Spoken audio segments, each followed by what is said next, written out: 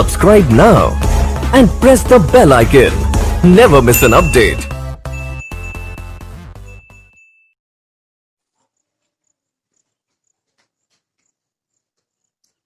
Good morning everyone. पिछली कक्षा में हम परमाणु संरचना चैप्टर में परमाणु क्रमांक 1 से 30 तक के तत्वों के नाम, परमाणु क्रमांक, उनके प्रतीक और उनकी द्रव्यमान संख्या को लिखवाया था। तो हम ये उम्मीद करते हैं कि उसको आपने याद कर लिया होगा अच्छे तरीके से, और नहीं याद किया है तो अब आगे याद कर लीजिएगा, क्योंकि वो बहुत ही आवश्यक है अगली कक्षाओं के लिए। आज जो हमारा टॉपिक है वो है परमाणु क्रमांक।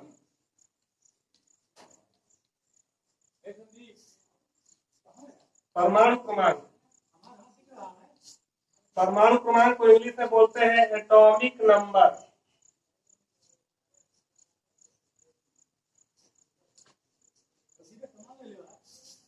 एटॉमिक नंबर, एटॉमिक नंबर को समझना बहुत ही आसान है। एटॉमिक नंबर होता क्या है? किसी तत्व का परमाणु क्रमांक क्या होता है? कोई भी तत्व हो, उस तत्व के परमाणु में, परमाणु के नाभिक में जितने प्रोटॉन होते हैं उनकी संख्या ही क्या कहलाती है? किसी तत्व का परमाणु क्रमांक। सीधी सी बात है, किसी तत्व के परमाणु के नाभिक में जितने प्रोटॉन होते हैं वही उसकी क्या होती है? वो संख्या जो होती है वो क्या कहलाता है? परमाणु क्रमांक कहलाता है। तो हम लिखे दे रहे हैं, किसी तत्व के परमाणु के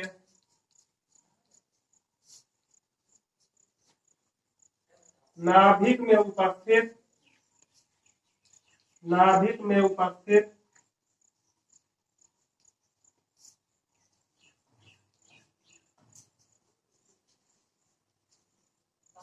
प्रोटॉनों की संख्या को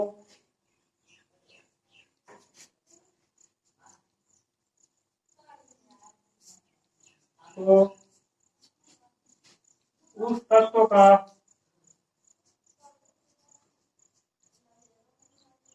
परमाणु क्रमांक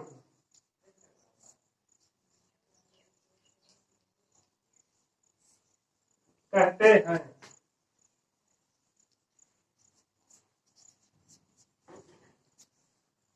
परमाणु क्रमांक होता क्या है कि कोई भी परमाणु हो, परमाणु के नाभिक में जो प्रोटॉनों की संख्या होगी वही उसका क्या कहलाता है? परमाणु क्रमांक कहलाता है। और किसी भी तत्व का परमाणु क्रमांक कभी बदलता नहीं। परमाणु क्रमांक क्या होता है? किसी तत्व के परमाणु के नाभिक में जो भी प्रोटॉनों की संख्या होती है वो उसके क्या कहलाता है? परमाणु क्रमांक। इसे कैपिटल जेड से प्रदर्शित करते हैं।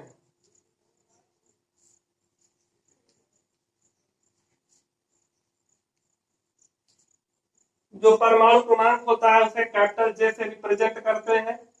तो इसमें देखिए एक सूत्र होता है, क्योंकि परमाणु क्या होता है? उदासीन होता है। परमाणु उदासीन होता है।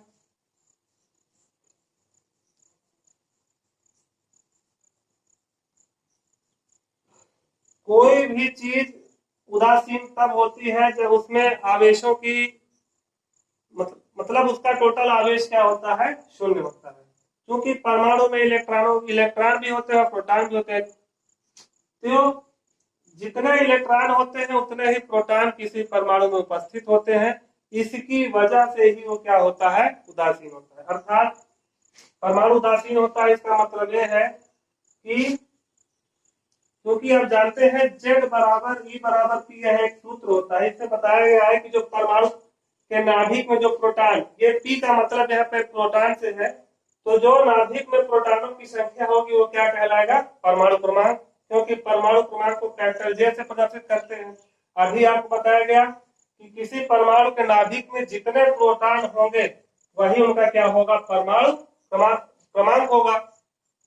और चूंकि परमाणु उदासीन होता है, उसका मतलब ये होता है कि किसी परमाणु में जितने इलेक्ट्रॉन होंगे उतने ही प्रोटॉन होंगे।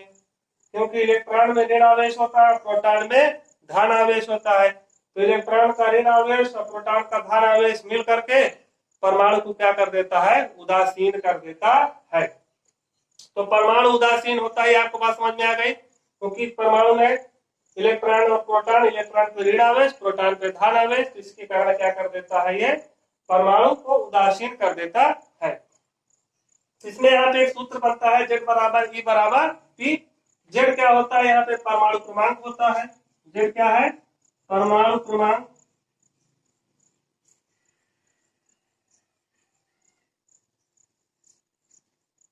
E है इलेक्ट्रॉनों की संख्या,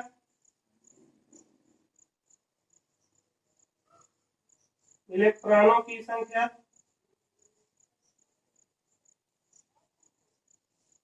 और जो P है वो है प्रोटॉनों की संख्या।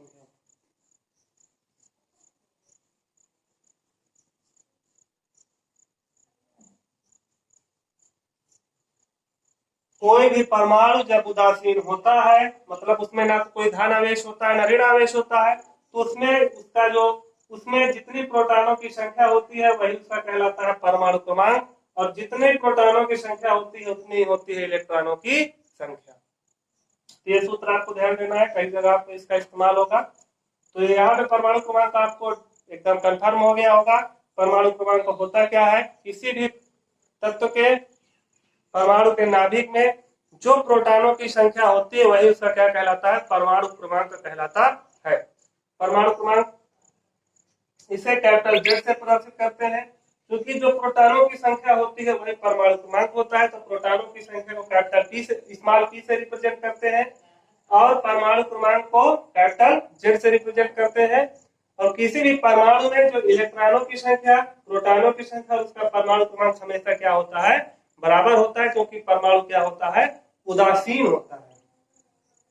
ध्यान दीजिएगा, जो ये सूत्र है Z = E = P, यह केवल परमाणुओं पर लागू होता है, कि धनावेश या ऋणावेश पर लागू नहीं होता है।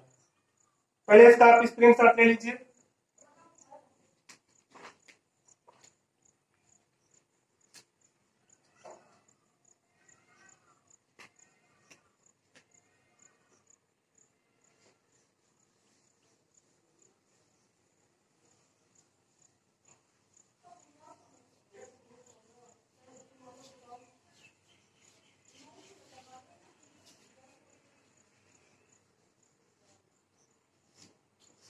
क्लियर हो गया आपको। Z = E = P जो सूत्र होता है केवल परमाणु पर लागू होता है, धनावेश या ऋणावेश पर लागू नहीं होता।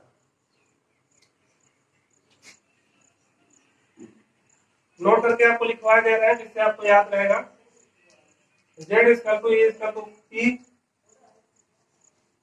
सूत्र धनायन या ऋणायन पर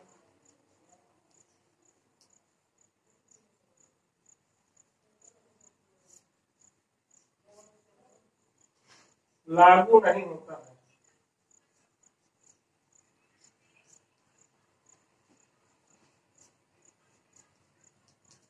अर्थात Z = E = P जो सूत्र होता है वो केवल धनायन या ऋणायन पर लागू नहीं होता है, वह सूत्र सिर्फ लागू होता है किसी भी परमाणु पर। यह सूत्र हमेशा इस्तेमाल होगा परमाणुओं के लिए, क्योंकि परमाणु में जितने इलेक्ट्रॉनों की संख्या होती है उतने ही प्रोटॉनों की संख्या होती है। और जबकि धनायन या ऋणायन में क्या होता है, धनायन या ऋणायन में इलेक्ट्रॉनों की संख्या प्रोटॉनों की संख्या में क्या होता है, अंतर होता है। इसको हम अगले टॉपिक में पढ़ रहे हैं। तो इससे स्पष्ट हो गया आपको, Z = E = P सूत्र किस पे लागू होता है, धनायन या ऋणायन पर लागू नहीं होता। ये सिर्फ किस पे लागू होता है, सिर्फ लागू होता है किसी भी परमाणु पे, क्योंकि परमाणु उदासीन होता है, इसकी वजह से यह सूत्र सिर्फ परमाणु पर लगता है, किसी भी धनायन या ऋणायन पर यह लागू नहीं होता है। इस चीज को आप विशेष तौर पर ध्यान देंगे।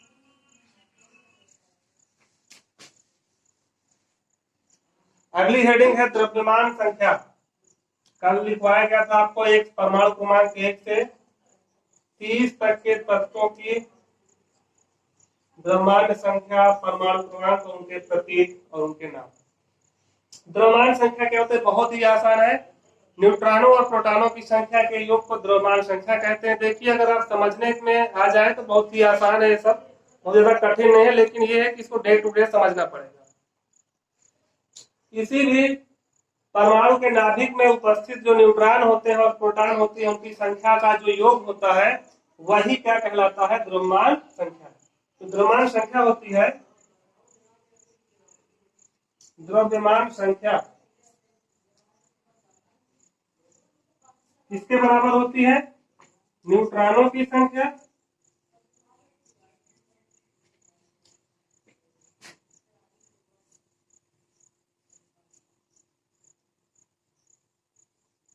प्लस प्रोटॉनों की संख्या।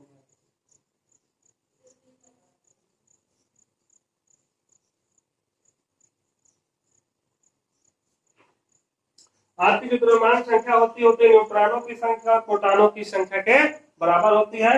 और द्रव्यमान संख्या को किससे प्रदर्शित करते हैं? कैपिटल ए से, और न्यूट्रॉन को स्मॉल एम से, और इसको किससे? स्मॉल पी से। तो न्यूट्रॉनों की संख्या और प्रोटॉनों की संख्या का योग क्या कहलाएगा? द्रव्यमान संख्या कहलाएगा। चूंकि पी को जेड भी लिखते हैं क्योंकि किसी परमाणु में जो प्रोटॉनों की संख्या होती है वही इसका क्या कहलाता है? परमाणु क्रमांक। और परमाणु क्रमांक को किससे प्रदर्शित करते हैं? कैपिटल जेड से। तो ये सूत्र बन जाता है ए बराबर एन प्लस जेड, या इसे इस प्रकार लिख देंगे ए बराबर जेड प्लस एन।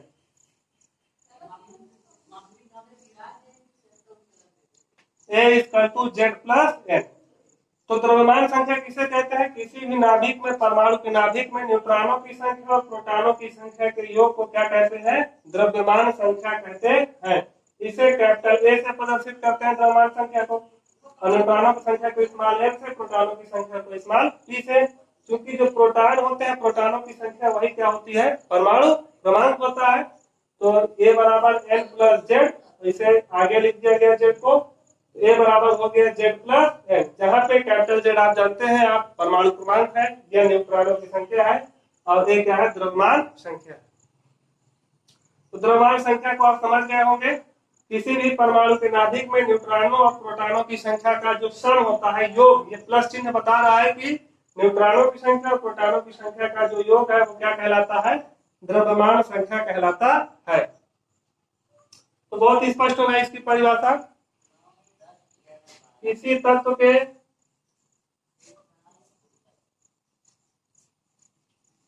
के परमाणु के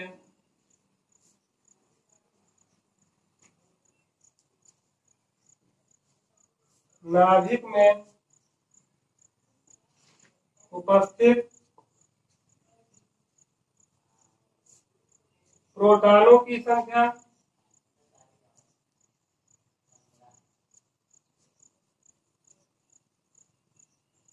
तथा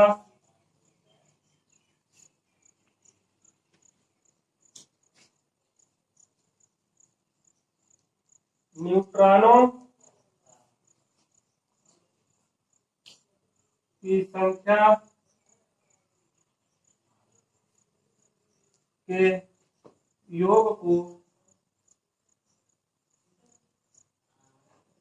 के योग को द्रव्यमान संख्या कहते हैं।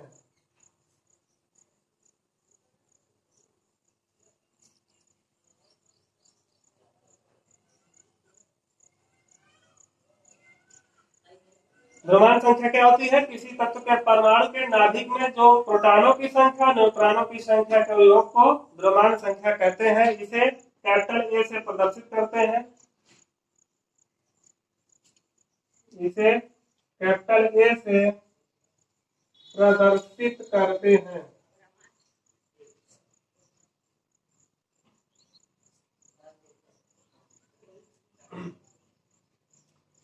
तो ये आपका स्पष्ट हो गया। द्रव्यमान संख्या, कोई परमाणु होगा, परमाणु के नाभिक में आप जानते हैं न्यूट्रॉन और प्रोटॉन होता है, तो परमाणु के नाभिक में जितने न्यूट्रॉन होंगे, जितने प्रोटॉन होंगे, उन दोनों का योग क्या कहलाएगा? उसकी द्रव्यमान संख्या कहलाएगा। उसका सूत्र आपको लास्ट में क्या मिला? ए बराबर जेड प्लस एन, जहाँ कैपिटल ए द्रव्यमान संख्या है, कैपिटल जेड परमाणु क्रमांक, और स्मॉल एन क्या है? प्रोटॉनों की संख्या। आप इसका स्क्रीनशॉट ले लीजिए जिससे आपको लिखने में आसानी हो।